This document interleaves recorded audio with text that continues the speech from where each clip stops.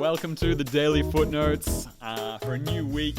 Our first question for the Daily Footnotes for Don't Judge a Book this week comes from a listener. I'll let her introduce herself. Hi, Chris and Jason. Long-time listener. Love the show. Here's my question about the Bible, though. Why is it that as Christians, we don't follow all of the rules in the Old Testament, even though we believe that we should follow and trust the whole Bible? Jason, Yeah, I'm going to drop some knowledge on you. go for it. Leviticus 19:28 says, "Do not cut your bodies for the dead or put tattoo marks on yourselves. I am the Lord." Would you, for the camera, raise your right wrist? Is that a tattoo? It is. Are you in trouble, my friend? I don't know, am I? I'm going to let you defend yourself. I don't think so. I think there's a few things going on here.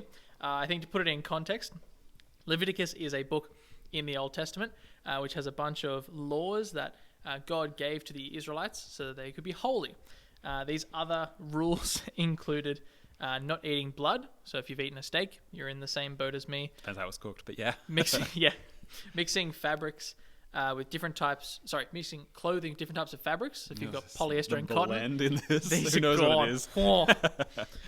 If you've eaten a fruit from a tree within 4 years of its planting, you might not even know. Oh, you're gone. If you have cut your hair at the sides, so you haven't got sideburns, that's you in trouble. If you haven't stood in the presence of the elderly, if you've ever cursed against your father or your mother, or if you've ever worked on the Sabbath. That's also included in that list. It's a pretty hard list, and some things don't seem like they would fit in a list of forbidden things. And so I think that the context we need to see in this verse is it is a teaching on being holy. Do you want to speak to principles and application for us with Sure. that?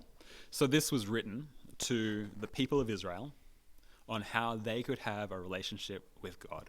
They were under a covenant, under an agreement that was established at Mount Sinai under the leadership of Moses, let's say 1500 years before Jesus, for how that people could have a relationship with God.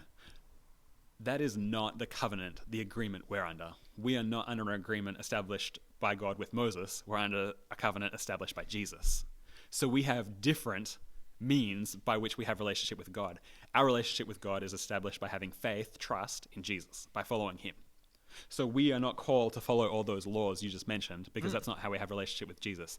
However, we don't just disregard what's in the Old Testament and say, well, that was for them, this is for us, and so we can ignore it. We recognize that the principle behind those commands is still relevant.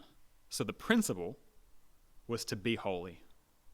That refrain comes up again and again in Leviticus 19, which we've been reading from, to be holy because God is holy. The question now for us then, our application, since we're under a covenant for a relationship with God through Jesus, is what does that look like to apply that for us? And the New Testament gives us that information, that we are holy by keeping the ethical requirements of the New Testament as we continue to put our trust in Jesus Christ.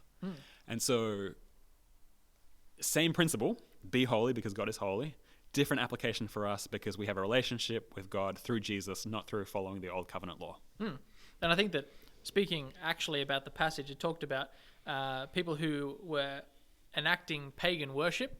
And so when it talks about cutting themselves, they would literally cut themselves to worship the dead. And so I guess the principle was that God wanted to set his people apart.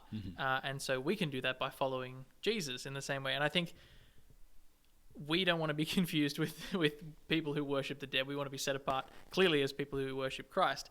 And I think the last point I'll say on this, and this is what I say if anyone wants a 20-second dig at why I've got a tattoo, is if you read it literally, if you want to take a literal interpretation like some people do, it says, don't mark yourself for the dead. And the last time I checked, Jesus was still alive. Great.